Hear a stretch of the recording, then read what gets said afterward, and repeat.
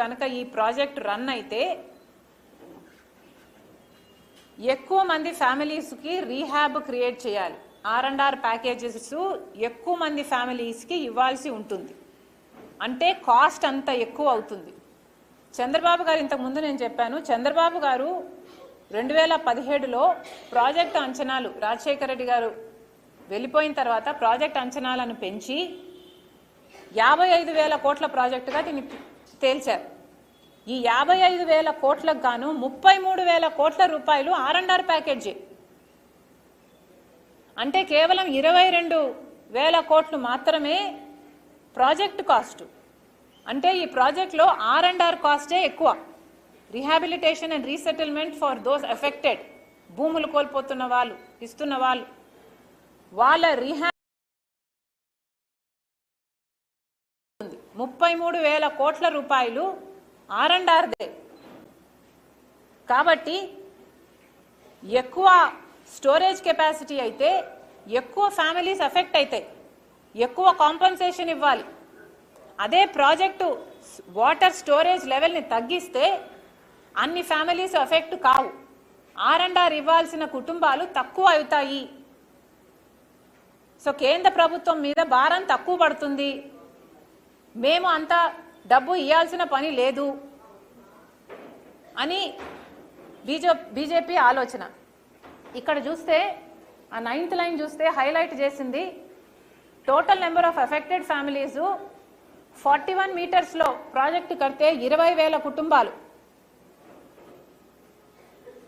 Above 41 metres అంటే 45 metres storage కెపాసిటీలో project నడిపితే 85,000 కుటుంబాలు, టోటల్ 1,06,000 ఫ్యామిలీస్.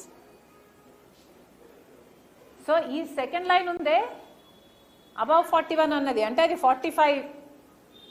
ఈ 85,000 కుటుంబాలను తగ్గించడానికి మేము అంతే కడతాము అంటున్నారు. రాజశేఖర రెడ్డి గారు, చంద్రబాబు గారు అందరూ కలిపి ఆల్రెడీ రీహాబ్కి ఇచ్చేసిన కుటుంబాలు 11,000 కుటుంబాలు. సో బ్యాలెన్స్ ఉన్న కుటుంబాలు అక్కడ 9,000 మాత్రమే ఉన్నారు. కానీ ఈ 45 మీటర్స్లో కడితే 85,000 కుటుంబాలు ఇంకా బ్యాలెన్స్లో ఉన్నారు. అంటే ఇంకా బ్యాలెన్స్ 45 మీటర్స్లో కనుక వాటర్ స్టోరేజ్ కెపాసిటీలో ఈ ప్రాజెక్ట్ నడుస్తే ఇంకా 94,000 కుటుంబాలకి రీహాబ్ ఇవ్వాల్సి ఉంటుంది, ఆర్&ఆర్ సెటిల్మెంట్ ఇవ్వాల్సి ఉంటుంది. ఈ 85,000 కుటుంబాలను తప్పించుకోవడానికే వీళ్ళందరూ కలిపి ప్రాజెక్టును కూనీ చేస్తున్నారు. సో వీళ్ళ లాజిక్ ఏమిటి? ఈ 85,000 కుటుంబాలకి ఇవ్వాల్సిన పని లేదు అన్నది. కానీ వాస్తవంగా అక్కడ ఏం జరుగుతుందంటే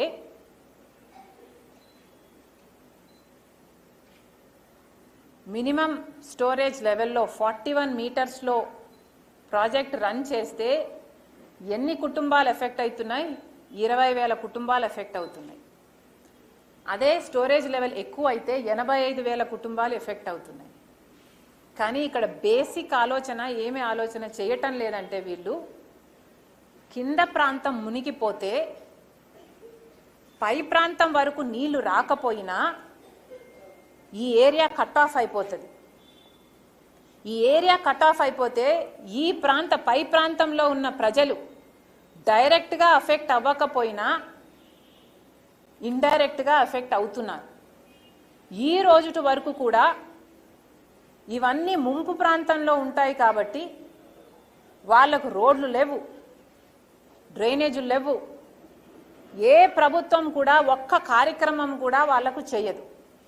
క్రాప్ లోన్స్ రావు, సబ్సిడీస్ రావు, వాళ్ళకు ఏ ఒక్క లాభము జరగదు, జరగనివ్వటం లేదు.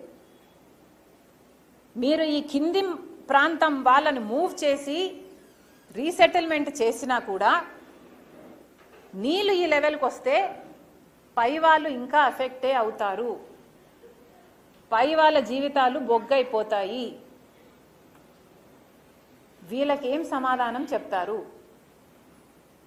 కేవలం వీళ్లకు ఆర్&ఆర్ ప్యాకేజ్ ఇవ్వకుండా ఉండడానికి ఈ ప్రాజెక్టుని ఇలా కూనీ చేస్తున్నారు. వీళ్ళ జీవితాలే మీరు బొగ్గు చేయటం లేదు. ఆంధ్ర రాష్ట్రంలో 30 లక్షల ఎకరాలకు నీళ్ళు ఇచ్చే ప్రాజెక్టుని కూనీ చేసి ఆంధ్ర రాష్ట్ర ప్రజలకు కూడా మోసం చేస్తున్నారు.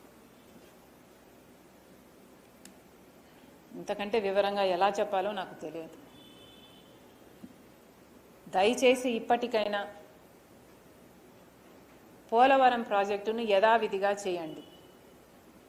బీజేపీ చేస్తున్న కుట్రలలో చంద్రబాబు గారు, పవన్ కళ్యాణ్ గారు సపోర్ట్ ఇస్తున్నారు. మీరు కూడా భాగం కాకండి. చేతులు జోడించి అడుగుతున్నాం, ఆంధ్ర రాష్ట్ర ప్రజలకు న్యాయం చేయండి. This is not right.